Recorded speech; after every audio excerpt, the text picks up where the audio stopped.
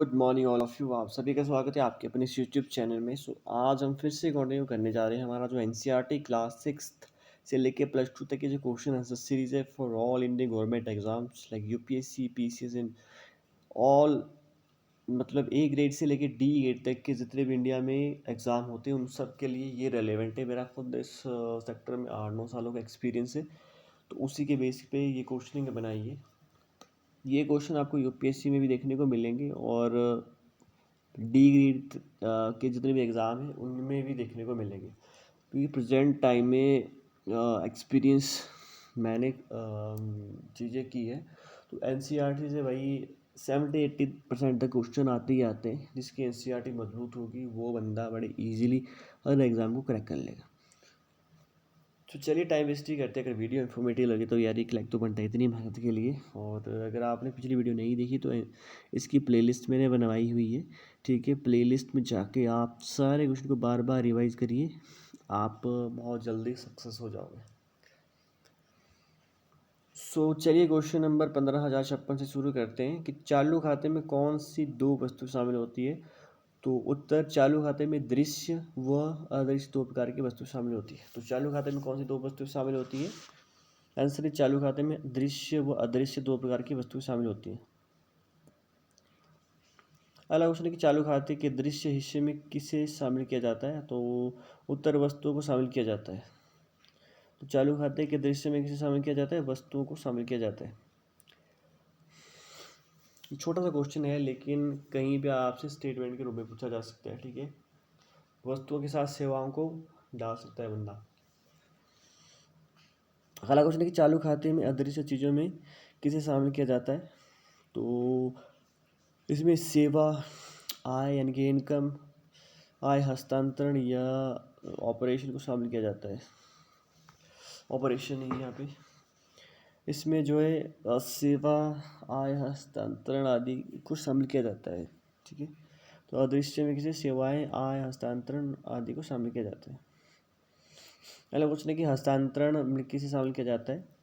तो answer is, हस्तांतरण या प्रेषण में हम उन चीज़ों को शामिल करते हैं जो दूसरे देशों से हमारे देश को भेजी जाती है।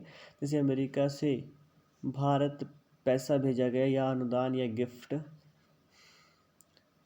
इसमें हम शामिल करते हैं। तो ऊपर वो हस्तांतरण या प्रेषण था, ठीक है।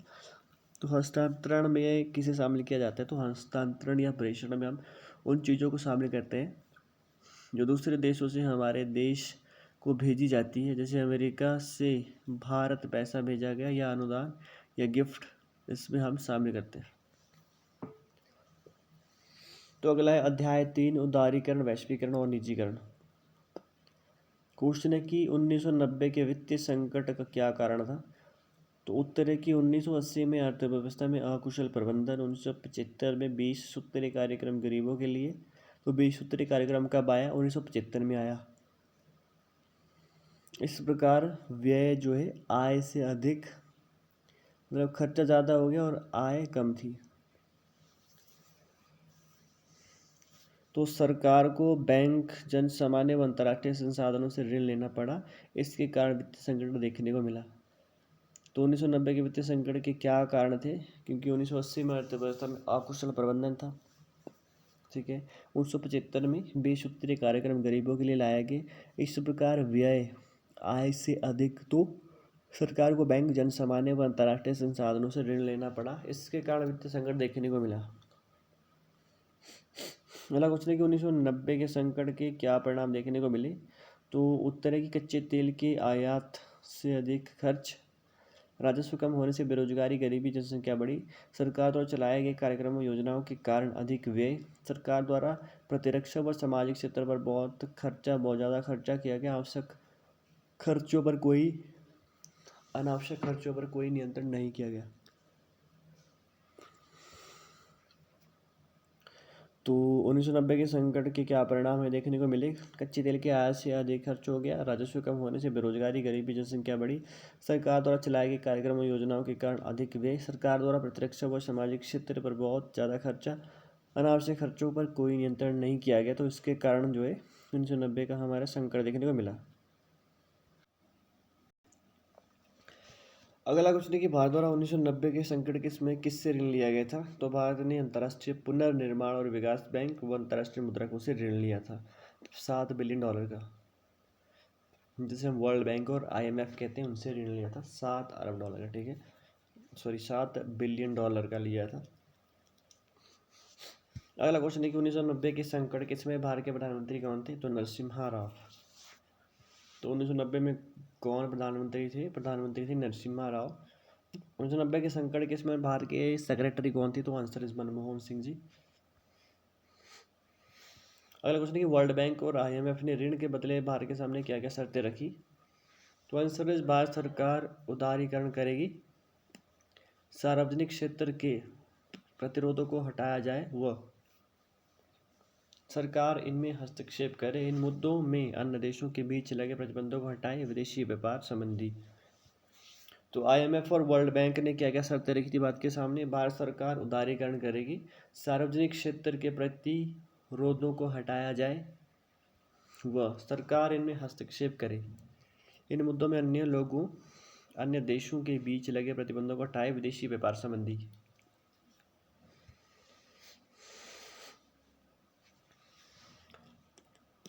अगला क्वेश्चन है कि नई आर्थिक नीति के 2 समूह कौन से थे? तो आंसर इज नई आर्थिक नीति के 2 उप समूह थे, एक स्थायित्वकारी, दूसरा संरचनात्मक दीर्घकालिक उपाय। तो नई आर्थिक नीति के 2 समूह कौन थे? आंसर इज नई आर्थिक नीति के 2 उप समूह थे, एक स्थायित्वकारी, दूसरा संरचनात्मक दीर्घकालिक उपाय।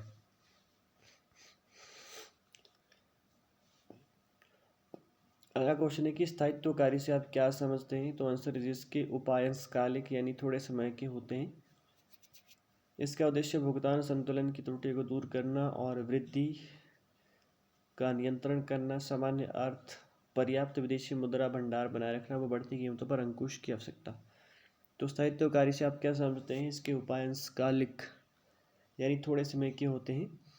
इसका उद्देश्य भुगतान संतुलन की त्रुटि को दूर करना और वृद्धि पर नियंत्रण करना, सामान्य अर्थ में पर्याप्त विदेशी मुद्रा भंडार बनाए रखना व बढ़ती कीमतों पर अंकुश की आवश्यकता।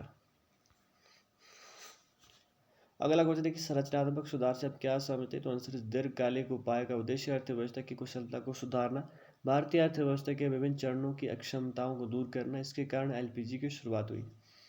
तो क्या है कि संरचनात्मक सुधार से आप क्या समझते हैं? दीर्घकालिक उपाय का उद्देश्य अर्थव्यवस्था की कुशलता को सुधारना, भारतीय अर्थव्यवस्था के विभिन्न क्षेत्रों की अक्षमताओं को दूर करना, इसके कारण LPG की शुरुआत हुई।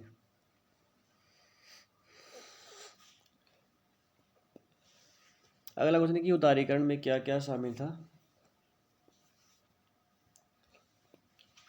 तो आंसर इस अर्थव्यवस्थाओं की गतिविधि के नियम के लिए बनाए गए नियम कानून की समृद्धि व विकास के मार्ग में बाधा थे। उदारीकरण इन प्रतिबंधों को दूर करने के लिए लागू किया गया था।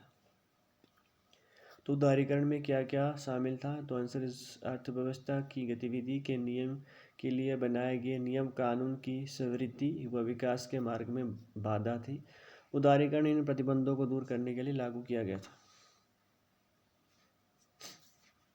अगला क्वेश्चन है उदारीकरण से लाइसेंस प्रणाली पर क्या प्रभाव पड़ा?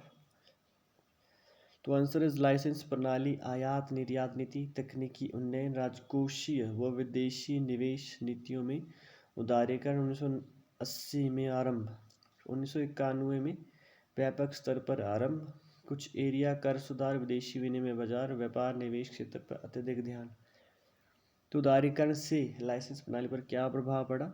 लाइसेंस प्रणाली, आयात निर्यात नीति, तकनीकी उन्नयन, राजकोषीय व विदेशी निवेश नीतियों में उदारीकरण 1980 में आरंभ, 1991 में व्यापक स्तर पर आरंभ, कुछ एरिया कर सुधार, विदेशी विनिमय बाजार, व्यापार निवेश क्षेत्र पर अत्यधिक ध्यान दिया गया। अगला जो हमारा टॉपिक है उदारीकरण के आयाम। क्वेश्चन है औद्योगिक क्षेत्र का विनिमय किस प्रकार किया गया, उसके क्या प्रभाव है? तो आंसर है 1991 में भारत में नियमित नियमन प्रणालियों को अनेक प्रकार से लागू किया गया था। लाइसेंस अनेक उद्योगों का प्रदेश नेतृत्व था। कुछ वस्तु उत्पादन केवल लघु उद्योग कर सकते थे। वह सभी निजी उद्योगों को कुछ उत्पादन कीमतों के वितरण में नियंत्रण थे। अब एलपीजी में अनेक प्रतिबंध समाप्त कर दिए गए। तो औद्योगिक क्षेत्र का विनियमन किस प्रकार किया गया, उसके क्या प्रभाव है। तो 1991 में भारत में नियमित नियमन प्रणालियों को अनेक प्रकार से लागू किया गया। लाइसेंस अनेक उद्योगों में उद्योगों का प्रदेश नेतृत्व था। कुछ वस्तु उत्पादन केवल लघु उद्योग कर सकते थे। बस अभी निजी उद्योगों को कुछ उत्पादन कीमतों के वितरण में नियंत्रण थे। अब एलपीजी में अनेक प्रतिबंध समाप्त कर दिए गए एलपीजी आने से। अगला क्वेश्चन, 1991 में कौन सी चीज़ों के लिए लाइसेंस जरूरी था। तो आंसर इस केवल सिगरेट, जोखिम भरे रसायन, विस्फोटकों, इलेक्ट्रॉनिक व विमानन, औषधि उत्पादन के लिए लाइसेंस जरूरी था, बाकी के लिए समाप्त किया गया। तो ये क्वेश्चन भी एक बार पूछा गया था, ठीक है। तो याद रखना कि कौन सी चीज़ों के ऊपर लाइसेंस जरूरी था।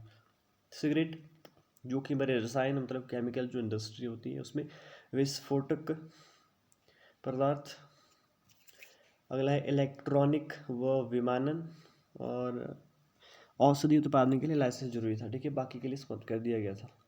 तो याद रखना है, कई बार क्वेश्चन में पूछा गया। अगला क्वेश्चन है कि सुरक्षित उद्योगों में कौन शामिल थे। तो आंसर, सुरक्षित उद्योगों में केवल प्रतिरक्षा उपकरण, परमाणु ऊर्जा उत्पादन, परिवहन पर भी लाइसेंस जरूरी था, जो सरकार के नियंत्रण में थे। अब उद्योगों को बाजार कीमतों के निर्धारण की अनुमति मिल गई। व्यावसायिक व निधि स्टॉक विदेशी मुद्रा बाजार में शामिल थे।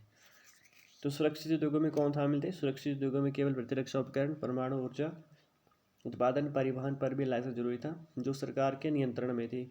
अब उद्योगों को बाजार कीमतों के निर्धारण की अनुमति मिल गई। व्यावसायिक व निधि स्टॉक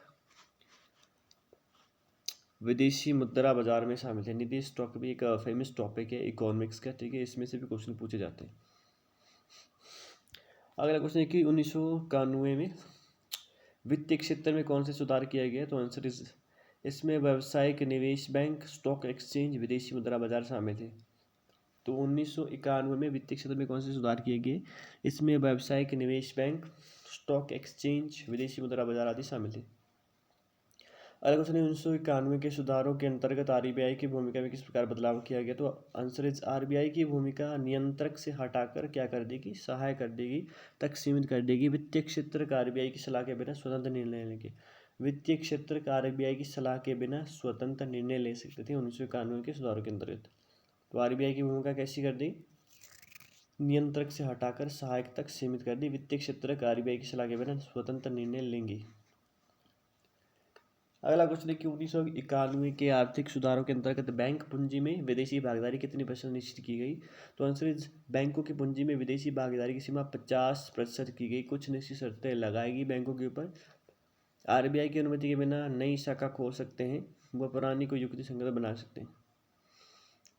तो मतलब विदेशी बैंक 50% की हिस्सेदारी इंडिया में कर सकते थे, ठीक है। जैसे इन्वेस्टमेंट में किसी भी प्रोजेक्ट में अगर 50% मतलब 50 रुपये जो है भारत सरकार दे सकती है, तो 50 रुपये उधर विदेशी सरकार अपने लगा सकती है किसी भी बिजनेस को स्टैंड अप करने के लिए।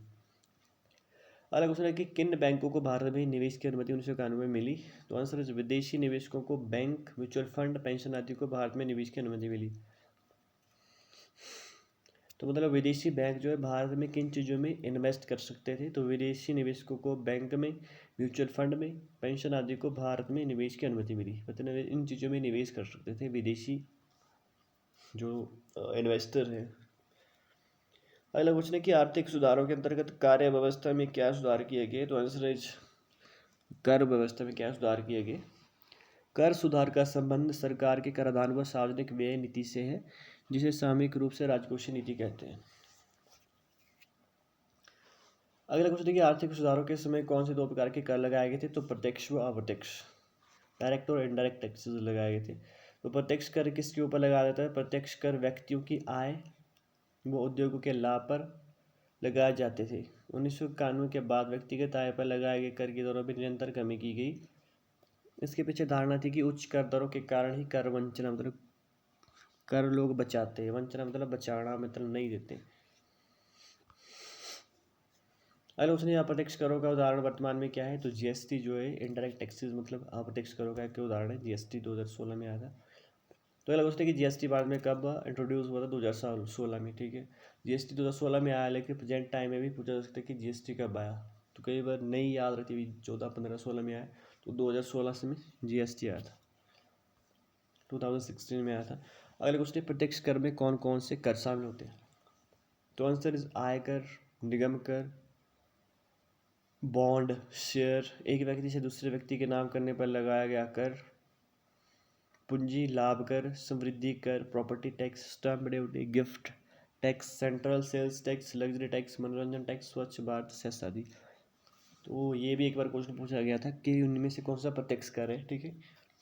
आयकर, निगम कर, बॉन्ड और शेयर, एक व्यक्ति से दूसरे व्यक्ति के नाम पर जमीन करने पर लगाया गया कर, पूंजी लाभ कर, समृद्धि कर, कौन सा कर? समृद्धि कर, प्रॉपर्टी टैक्स, समृद्धि कर अलग है, प्रॉपर्टी टैक्स अलग है, स्टैम्प ड्यूटी अलग है, गिफ्ट टैक्स अलग है, सेंट्रल सेल्स टैक्स अलग है, लग्जरी टैक्स अलग है, मनोरंजन टैक्स, स्वच्छ भारत सेस। तो स्वच्छ भारत सेस भी कैसे आता है? प्रत्यक्ष कर में आता है। अगला क्वेश्चन, यहाँ प्रत्यक्ष कर कौन कौन से हैं? तो एक्साइज ड्यूटी, सीमा शुल्क, कस्टम ड्यूटी, सेल्स टैक्स व चुंगी कर, सर्विस कर, जैसे कृषि कल्याण कर आदि इसमें शामिल आते हैं होते हैं। तो आप प्रत्यक्ष कर में कौन कौन से कर आते हैं? एक्साइज ड्यूटी, सीमा शुल्क, कस्टम ड्यूटी, सेल्स टैक्स व चुंगी कर, सर्विस व कृषि कल्याण कर आदि इसमें आते हैं, ठीक है। ये भी इंपॉर्टेंट है, ये भी याद रखते हैं। अगला क्वेश्चन की भारत में कौन सी अर्थव्यवस्था पाई जाती है? तो आंसर मिश्रित अर्थव्यवस्था पाई जाती है भारत में। अगला क्वेश्चन है कि औपनिवेशिक शासन के अंतर्गत आर्थिक विकास के संबंध में विचार करें।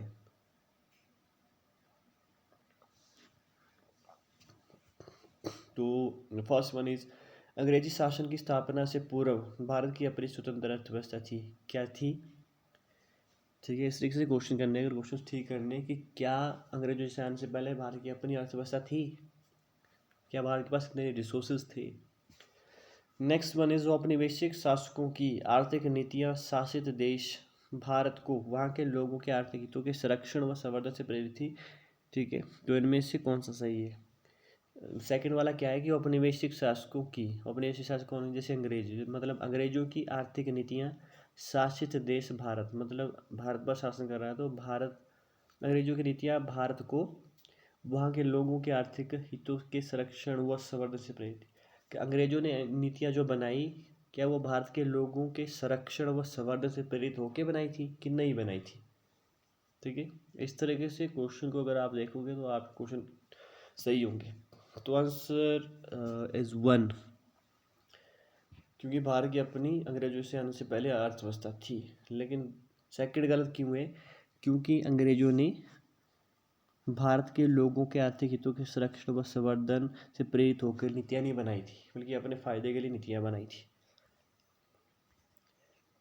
अगला क्वेश्चन है, औद्योगिकरण के पीछे औपनिवेशिक शासन के उद्देश्यों के संदर्भ में निम्न पर विचार करें। ठीक है, फर्स्ट वन इज, वे भारत को इंग्लैंड में विकसित हो रहे आधुनिक उद्योगों के लिए कच्चे माल का निर्यातक बनाना चाहते। क्या ये सही है कि भारत को वो कच्चे माल का निर्यातक बनाना चाहते थे अंग्रेज? सेकंड वन, वे इंग्लैंड में विकसित हो रहे आधुनिक उद्योगों के लिए भारत को ही एक विशाल बाजार बनाना चाहते थे। क्या वो इंग्लैंड के समान, जो इंग्लैंड में विकास हो रहा था आधुनिक उद्योगों का, उसका बाजार भारत को बनाना चाहते थे? तो उपरोक्त में से कौन सी स्टेटमेंट सही है? तो ओनली वन, क्योंकि कच्चे माल का निर्यात बनाना चाहते थे, लेकिन एक बाजार भारत को नहीं बनाना चाहते थे। अगला क्वेश्चन है, औपनिवेशिक शासन में विदेशी व्यापार के संदर्भ में नियमन पर विचार करें। तो औपनिवेशिक सरकार द्वारा बनाई गई वस्तु उत्पादन, व्यापार तथा सीमा शुल्क के प्रति बंधकारी नीतियों का भारत की विदेशी व्यापार की संरचना स्वरूप पर प्रतिकूल प्रभाव पड़ा। अगला, इस काल में भारतीय आयात निर्यात में निर्यात का आकार आयात के आकार से बड़ा बना रहा। और नेक्स्ट है, इस काल में निर्यात अधिशेष का देश में सोने व चांदी के प्रभाव पर भी कोई प्रभाव नहीं पड़ा। उपयुक्त में से कौन सा सही है? तो 1, 2, 3 सभी सही हैं। तो क्वेश्चन क्या है? औपनिवेशिक शासन में विदेशी व्यापार के संदर्भ में नियमन पर विचार करिए। औपनिवेशिक सरकार द्वारा बनाई गई वस्तु उत्पादन, व्यापार तथा सीमा शुल्क की प्रतिबंधकारी नीतियों का भारत की विदेशी व्यापार की संरचना स्वरूपों पर प्रतिकूल प्रभाव पड़ा। क्या पड़ा था? अगला, इस काल में भारतीय आयात निर्यात निर्यात में निर्यात का आकार आयात के आकार से बड़ा बना रहा, ठीक है, क्योंकि निर्यात ज़्यादा हो गया इंडिया से रॉ मटेरियल। इस काल में निर्यात अधिशेष का देश में सोने व चांदी के प्रभाव पर भी कोई प्रभाव नहीं पड़ा। इस काल में निर्यात अधिशेष का देश में सोने व चांदी के प्रभाव पर भी कोई प्रभाव नहीं पड़ा। तो ये सभी स्टेटमेंट सही है।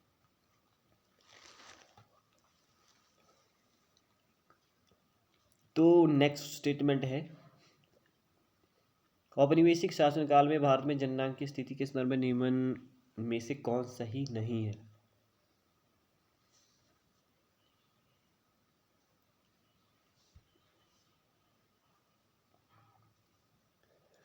तो पहली स्टेटमेंट है,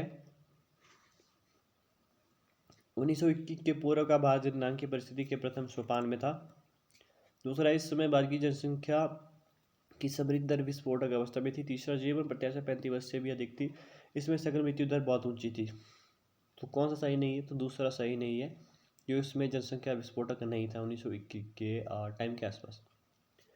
अगले, हरित क्रांति के परिणाम के बारे में निम्न कथनों पर विचार करें। आरंभ में केवल गेहूं और चावल उत्पादन में वृद्धि हुई। सेकंड इज उर्वरकों कीटनाशकों में वृद्धि हुई। थर्ड वन इज खाद्यान्न की वस्तुओं की कीमतों में अपेक्षाकृत कमी आई।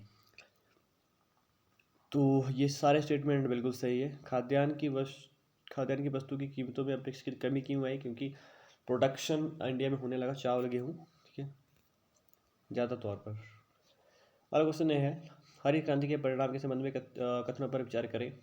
1, आरंभ में केवल गेहूं चावल के उत्पादन में वृद्धि हुई। दूसरा, उर्वरकों कीटनाशकों में वृद्धि हुई। तीसरा, खाद्यान्न की वस्तु की कीमतों में अपेक्षाकृत कमी आई। तो सभी सही है, ठीक है। ये ऊपर ही क्वेश्चन, ऊपरला वाला क्वेश्चन ही यहाँ पे पुट अप हो गया। अगला क्वेश्चन है, उपनिवेशी शासन के अंतर्गत कृषि के संदर्भ में निम्न कथनों पर विचार करें। 1, औपनिवेशिक शासन के अंतर्गत बढ़ते उद्योगों के कारण भारतीय कृषि अर्थव्यवस्था एक औद्योगिक अर्थव्यवस्था में बदल गई। सेकंड वन, इस काल में एक बड़ी जनसंख्या का व्यवसाय होने के बाद भी कृषि क्षेत्र में गतिहीन विकास की प्रक्रिया चलती रही। थर्ड वन इज, इसमें कृषि क्षेत्र में वृद्धि के कारण कुल कृषि उत्पादन में वृद्धि हुई। तो आंसर इज 2 एंड 3, 2 और 3 दोनों सही है। फर्स्ट वन इज रॉन्ग, क्योंकि भारतीय अर्थव्यवस्था उद्योगों के कारण भारतीय अर्थव्यवस्था कृषि अर्थव्यवस्था औद्योगिक अर्थव्यवस्था में नहीं बदली। अगला, समाजवादी अर्थव्यवस्था के लक्षण कौन से हैं? 1, इसमें समाज की आवश्यकताओं के अनुरूप वस्तुओं का उत्पादन होता है। सेकंड, इसमें आर्थिक गतिविधियां सामाजिक सिद्धांत द्वारा निर्दिष्ट होते हैं। थर्ड वन, निजी संपत्ति का संग्रह नहीं किया जाता। तो समाजवादी अर्थव्यवस्था में कौन कौन सी चीज़ें शामिल होती है? 1, 2, 3 तीनों इसमें शामिल होती है। इसमें समाज की आवश्यकताओं के अनुरूप वस्तुओं का उत्पादन होता है, ओके। इसमें आर्थिक गतिविधियां सामाजिक सिद्धांत द्वारा निर्देशित होती हैं, ठीक है। निजी संपत्ति का संग्रहण नहीं होता, क्योंकि समाजवाद में निजी संपत्ति के ऊपर फोकस नहीं किया जाता है, बल्कि सभी लोगों के लिए हेल्थ, एजुकेशन, रोड ट्रांसपोर्ट, मतलब सारी फैसिलिटी आम लोगों तक पहुंचनी चाहिए, इसके ऊपर समाजवाद में फोकस किया जाता है। अगला क्वेश्चन है, नियमन पर विचार करें। वर्ष की अवधि में देश में उत्पादित सभी वस्तुओं और सेवाओं के अंतिम बाजार मूल्य को शंकराचार्य कहते हैं, क्या कहते हैं? सेकेंड वन इज, भारत की सकल घरेलू उत्पादन की जीडीपी में कृषि का सर्वाधिक योगदान है। तो आंसर कोई भी सही नहीं है, ठीक है। अगला क्वेश्चन है, यदि श्रम पूंजी से सस्ता है तो अधिक श्रम प्रधान विधियों का प्रयोग होता है। यदि श्रम की अपेक्षा पूंजी सस्ती है तो उत्पादन की अधिक पूंजी प्रधान विधियों का प्रयोग होता है। अर्थव्यवस्था का उदाहरण है। कौन सी अर्थव्यवस्था? समाजवादी, पूंजीवादी, मिश्रित पूंजीवादी अर्थव्यवस्था का उदाहरण है ये। श्रम और पूंजी की बात जहाँ पे आती है, लाभ और हानि की जब बात जहाँ पे आती है, वहाँ पे पूंजीवाद आता है। और उसने, अगर किसी अर्थव्यवस्था में श्रम सस्ता, मतलब श्रम सस्ता है, मजदूरी सस्ती है, पूंजी सस्ती की बात होती है, श्रम सस्ता और पूंजी सस्ती की बात होती है, लाभ व हानि की बात होती है, तो वह किस प्रकार की अर्थव्यवस्था मानी जाती है? तो सिर्फ वह केवल पूंजीवादी अर्थव्यवस्था मानी जाती है, ठीक है। याद रखना है कि क्वेश्चन भी आ सकता है। अगला क्वेश्चन है, कौन सी पंचवर्षीय योजना महालनोबिस मॉडल पर आधारित थी? तो आंसर है दूसरी पंचवर्षीय योजना महालनोबिस मॉडल पर आधारित। ये क्वेश्चन भी एक बार पूछा गया था कि महालनोबिस मॉडल किस पंचवर्षीय योजना में आया। दूसरी पंचवर्षीय योजना में जो है मतलब कौन से मॉडल पर आधारित थी महालनोबिस। 2-3 तरीके से पूछा गया था क्वेश्चन, ठीक है, याद रखना है। अगला है महालनोबिस मॉडल जो है किस पर आधारित है, तो आंसर समाजवाद पर इसका फोकस था, तो ये भी एक क्वेश्चन बन सकता है। तो महालनोबिस मॉडल जो है समाजवाद पर आधारित था। अगर उसने स्वतंत्रता के बाद लागू भू सुधार कार्यक्रम में सर्वाधिक सफल राज्य कौन से थे, पंजाब, हरियाणा, उत्तर प्रदेश। 1, सेकंड इज केरल व पश्चिम बंगाल, उत्तर इज केरल व पश्चिम बंगाल। तो क्या है कि स्वतंत्रता के बाद लागू भू सुधार, ये क्या है, भू सुधार। क्वेश्चन अच्छे तरीके से पढ़ना भाई, क्या पूछा है, तभी आपको क्या क्वेश्चन ठीक हो सकता है, ठीक है। अब सबके दिमाग में ये रहता है भी कृषि से संबंधित क्वेश्चन पूछे जा रहे हैं, कृषि अलग है और भू सुधार अलग है, ठीक है। तो केरल व पश्चिम बंगाल में सर्वाधिक मतलब ये कार्यक्रम सफल था, भू सुधार कार्यक्रम स्वतंत्रता के बाद। अगर क्वेश्चन नियमन पर विचार करें, आज़ादी के बाद सरकार द्वारा व्यापारिक नीति के तहत आयाम प्रतिस्थापन की नीति को अपनाया गया। दूसरा, इस आयात प्रतिस्थापन नीति के तहत आयात को प्रोत्साहित किया जाता है। तो इनमें से कौन सा तथ्य सही है, तो केवल एक सही है, क्योंकि आज़ादी के बाद भारत सरकार द्वारा व्यापारिक नीति के तहत आयात प्रतिस्थापन की नीति को अपनाया गया। आयात प्रतिस्थापन में क्या होता है, जो अपने देश के जो उद्योग होते हैं उनके ऊपर फोकस किया जाता है कि हम जो है मतलब इंडिया में ही वो सामान बनाएं जो हमारी ज़रूरत है, हम बाहर से सामान ना मंगवाएं, इसी के ऊपर फोकस किया जाता है, उसे आयात प्रतिस्थापन कहते हैं। अगर कुछ ने आयात प्रतिस्थापन किसे कहते हैं, तो आंसर इज आयात प्रतिस्थापन के तहत आयात के स्थान पर घर में ही उन वस्तुओं को पैदा किया जाता है जिनकी हमें रिक्वायरमेंट है, जिनकी हमें ज़रूरत है। अगर कुछ ने औद्योगिक नीति प्रस्ताव 1956 के अंतर्गत, औद्योगिक नीति प्रस्ताव 1956 के अंतर्गत निजी क्षेत्र के उद्योगों के लिए लाइसेंस पद्धति लागू की, इसका उद्देश्य क्या था। 1, निर्यात बढ़ाना। 2, पिछड़े क्षेत्रों में उद्योगों को बढ़ावा देना। थर्ड वन इज अर्थव्यवस्था में वस्तु की मात्रा को नियंत्रित करना। फोर्थ वन इज जीडीपी में कृषि क्षेत्र की जगह सेवा क्षेत्र के योगदान को बढ़ावा देना। तो आंसर इज 2 and 3, निर्यात को बढ़ावा देना इसका मतलब मेन उद्देश्य नहीं था। इसका उद्देश्य क्या था, पिछड़े क्षेत्रों में उद्योगों को बढ़ावा देना, अर्थव्यवस्था में वस्तु की मात्रा को नियंत्रित करना। अच्छा, सेकंड भी नहीं है, पिछड़े क्षेत्रों के उद्योगों को बढ़ावा देना, ये भी नहीं है। थर्ड और फोर्थ है, अर्थव्यवस्था में वस्तु की मात्रा को नियंत्रित करना, जीडीपी में कृषि क्षेत्र की जगह सेवा क्षेत्र के योगदान को बढ़ावा देना। तो ये औद्योगिक नीति प्रस्ताव 1956 के अंतर्गत निजी क्षेत्र के उद्योगों के लिए लाइसेंस पद्धति लागू हुई, ये इसका उद्देश्य था, मतलब लाइसेंस जारी करने का उद्देश्य यही था। अगर उसने हरित क्रांति के पहले चरण में उच्च पैदावार के बीजों हाइल्ड वैरायटी का प्रयोग किन राज्यों तक सीमित था, पंजाब, आंध्र प्रदेश, तमिलनाडु, मध्य प्रदेश, पंजाब, बिहार, हरियाणा। पंजाब, आंध्र प्रदेश, तमिलनाडु। तो हरित क्रांति के पहले चरण में उच्च पैदावार के बीजों की हाई यील्ड वैरायटी का प्रयोग किन राज्यों तक सीमित था, पंजाब, आंध्र प्रदेश, तमिलनाडु। कौन सा, पंजाब, आंध्र प्रदेश, तमिलनाडु। हरित क्रांति का पहला चरण कौन कौन से थे, पंजाब, आंध्र प्रदेश, तमिलनाडु। ये भी मैक्सिमम बार क्वेश्चन पूछा गया है, ठीक है। पहला चरण याद रखना, पंजाब, आंध्र प्रदेश, तमिलनाडु। मैक्सिमम लोगों को याद कर रहा था उत्तर प्रदेश। उत्तर प्रदेश में सबसे ज़्यादा पैदावार हुई थी, लेकिन वो आई थिंक सेकेंड स्टेज में शुरू हुआ था वहाँ पे पैदावार। अगर उसने औपनिवेशिक शासन काल में व्यावसायिक और आधारिक संरचना के संदर्भ में विचार करें, इस काल में सेवा क्षेत्र भी निर्माण क्षेत्र की तुलना में अधिक रोजगार उपलब्ध कराता है। औपनिवेशिक शासन के समय देश में रेल, पतन जल परिवहन, डाक तार जैसी सेवाओं का विकास जन सामान्य के लिए किया गया। थर्ड वन इज भारत में रेल शुरुआत ने लोगों को भू क्षेत्रीय और सांस्कृतिक व्यवधानों को कम कर आसानी से लंबी यात्रा के अवसर दिए। फोर्थ वन इज भारतीय रेल की शुरुआत से भारतीय कृषि के व्यवसायीकरण को बढ़ावा मिला। तो कौन सा सही है, 1, 3, 4। तो औपनिवेशिक शासनकाल में व्यावसायिक और आधारिक संरचना के संदर्भ में क्या क्या स्टेटमेंट सही है। इस काल में सेवा क्षेत्र भी निर्माण क्षेत्र की तुलना में अधिक रोजगार उपलब्ध कराता था। और भारत में रेल शुरुआत ने लोगों को भू क्षेत्रीय व सांस्कृतिक व्यवधानों को कम कर आसानी से लंबी यात्रा के अवसर दिए। फोर्थ में भारत रेल की शुरुआत से भारतीय कृषि के व्यवसायीकरण को बढ़ावा मिला। तो अगला है अध्याय 8, उदारीकरण, निजीकरण, वैश्वीकरण। टॉपिक विदेशी विनिमय सुधार। क्वेश्चन है 15,101, 1993 में भुगतान संतुलन की समस्या के निदान के लिए क्या क्या कदम उठाए गए। तो आंसर है 1993 में भुगतान संतुलन की समस्या के तत्कालीन निदान के लिए अन्य देशों की मुद्रा की तुलना में रुपये का मूल्यांकन किया गया। इससे देश की विदेशी मुद्रा के आगमन में वृद्धि हुई। अब मूल्यांकन 1993 में मुद्रा मूल्य में विदेशी मुद्रा के समक्ष आधिकारिक तौर पर सरकारी मूल्य का ह्रास हुआ।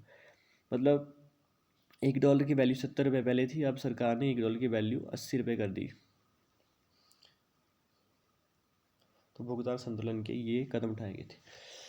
सो इस सेशन को यहीं एंड करते हैं, मिलते हैं एक नई एनर्जेटिक वीडियो के साथ। तो अगर आपने गवर्नमेंट जॉब चाहिए तो भैया आपको ये सेशन बार बार रिवाइज करने पड़ेंगे, क्योंकि book by book, page bye page, line by line, ठीक है, जहाँ से भी क्वेश्चन बढ़ सकते हैं वहाँ से क्वेश्चन पिक किए। एक भी क्वेश्चन इररेलेवेंट नहीं है। अगर ये कर लिए भाई ना तो आपका एग्ज़ाम क्रैक होगा ही होगा, ठीक है। तो चलिए इस सेशन को यहीं एंड करते हैं। अगर वीडियो अच्छी लगी तो एक लाइक तो यार बहन के लिए बनता है, और चैनल को जरूर सब्सक्राइब करिए, शेयर करिए उन लोगों तक जिनको इसकी रिक्वायरमेंट है।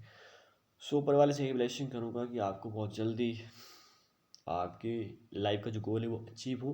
तब तक के लिए जय हिंद, जय भारत, भारत माता की जय, जय श्री कृष्ण, राधे राधे।